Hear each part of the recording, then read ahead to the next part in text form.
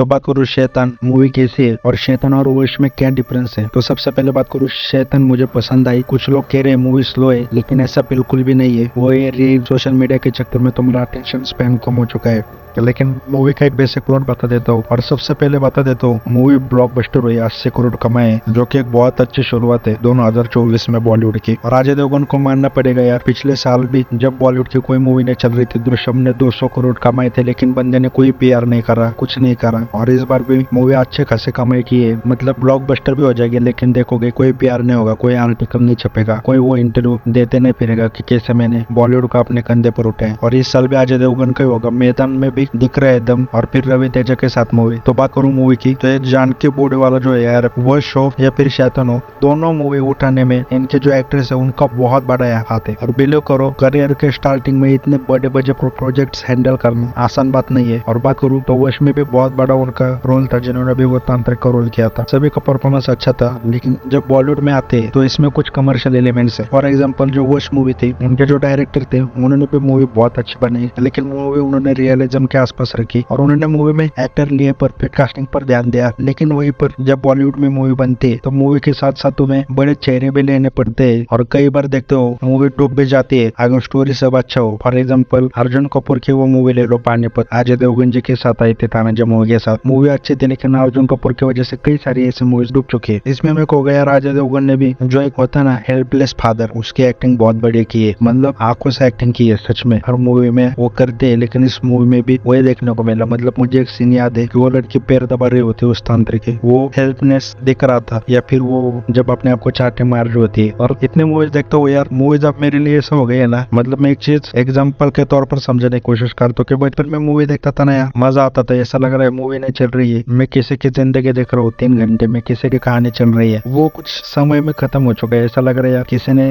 नाम के लिए मूवी बनाई है, कुछ 2-3 सीन अच्छे देख रहा हूँ। लेकिन इस मूवी में काफी समय बाद यार मुझे ऐसा लगा कि भाई जब वो ज्योति का विलन को मार रही थी तो सुकून लगा यार कि हाँ भाई ये इसका पीटना तो बनता है। उस तांत्रिक को मार रही थी तब तो परफॉर्मेंस अच्छा है, स्टोरी अच्छी है, मूवी कहीं भी स्लो नहीं है। बस ज्यादा मूवी के बारे में जानकारी मत निकालो कि इसका रिमेक है, ये वो है, जाकर देख लो। मूवी की कमी बोलूं तो मेरे पास ये ऐसे मूवी बनाने का मौका आता तो मैं श्योरली इस मूवी को ए रेटेड रखता। अब बात करूं, मुझे रिमेक पसंद नहीं, लेकिन मैं फिर भी बोलता हूँ कि रिमेक बनाओ, लेकिन उसमें अपने तरफ से क्या प्रेजेंटेशन डाल सकते हो, अपने तरफ से क्या चेंजेस कर सकते हो, वैसे रिमेक बनाओ। तो मैं लगता है तुम चेंजेस करके और बढ़िया मूवी बना सकते हो। फॉर एग्जाम्पल रोड हाउस ले लो, अग्निपथ ले लो ऋतिक रोशन की। अब इसमें भी कुछ चेंजेस हुए, ओरिजिनल मूवी जो वो थी एंडिंग चेंज हुई, उसके ऊपर बोलेगा आगे, लेकिन इसमें चेंजेस यार मैं सबसे पहले यार ए रेटेड मूवी बनाता। और दूसरी बात यार मुझे हॉरर स्टोरीज का बहुत शौक है सुनने का। मैंने कई सारी ये रियल लाइफ में कई सारे ब्लैक मैजिक, काला जादू, इन सब के घटने के बारे में सुना है। अगर तुम्हें भी सुनने तो अच्छा खासा कमेंट आते हैं तो मैं डाल दूंगा वैसे वीडियो। तो अगर शैतान मूवी मुझे रिमेक करनी होती सबसे पहले मैं ए रेटेड रखता। दूसरा जो आर्मादवन का जो तांत्रिक था उसे और इविल बनाया था, जो मुझे बहुत बढ़िया लगा। उसे लास्ट में प्रॉपर कॉस्ट्यूम के साथ दिखाया। लेकिन मैं क्या करता पता है, उसमें एक बैक स्टोरी भी डालता आर्मादवन की, या फिर कुछ इसके बैक स्टोरी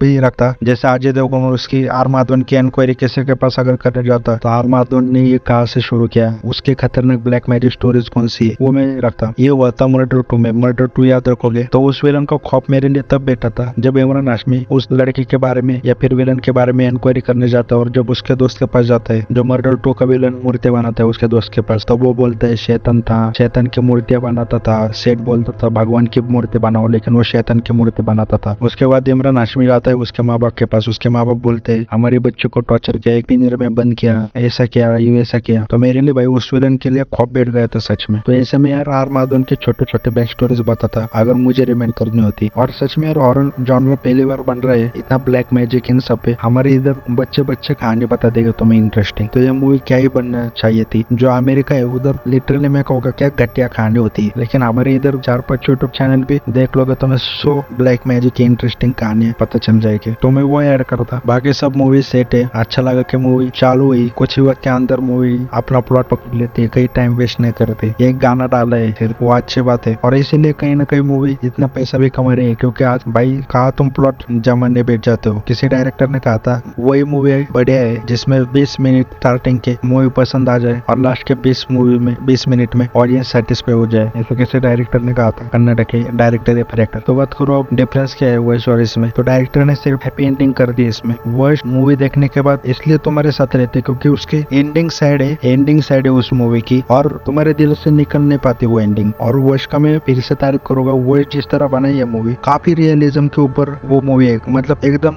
रियलिज्म टच उसमें दिया है और मूवी से इतना जुड़ जाते हैं। और मूवी एंडिंग होने के बाद है ना लगता है यार काश हम इस चीज को बदल पाते, वो उस मूवी की इतनी सैड एंडिंग थी, हमें लगता है यार काश ऐसे बदल पाते हम, इसलिए वो मूवी हमारे साथ रहती है जो शैतान मूवी में नहीं रहता। तो शैतान में क्या देखा है कि लास्ट में वो जाता है आर्मादुन की जिप काट देता है और अपने बेटी को भी बाकी लड़कियों को भी आर्मादुन के चंगुल से छुड़ा लेता है, बीवी बेटी भी देखती है। तो उससे क्या तुमको मैसेज मिल गया शॉर्ट में बताऊं कि एक तांत्रिक है उसने ब्लैक मैजिक किया, वशीकरण किया, लास्ट में हीरो उससे निकल पाया, मतलब कॉन्सेप्ट अच्छा था लेकिन वही सीधा कर दिया उसको। और ठीक है अच्छा है दोनों एंडिंग्स, जिसको जो देखना है वो देख लेगा। अब वश की बात करूं तो वही पर वश में क्या होता है, उस तांत्रिक के वश में इसकी लड़की होती है, तो वो पिता अपने बेटे के कान में कैंची घुसा देता है ताकि वो सुन ना सके वो तांत्रिक क्या बोल रहे हैं। जब वो तांत्रिक जो बोल रहा है वो सुनेगी नहीं तो वो कुछ कर नहीं पाएगी। और उसके बाद वो पिता उस तांत्रिक की जिप काट देता है, शैतान में वो डायरेक्ट जिप काट देता है, अपनी बेटी को कुछ नहीं करता, वो रिकॉर्डिंग चला के कुछ तिकड़म करके अपनी बेटी को उसके वश से निकाल लेता है। लेकिन ओरिजिनल जो मूवी है उसमें वो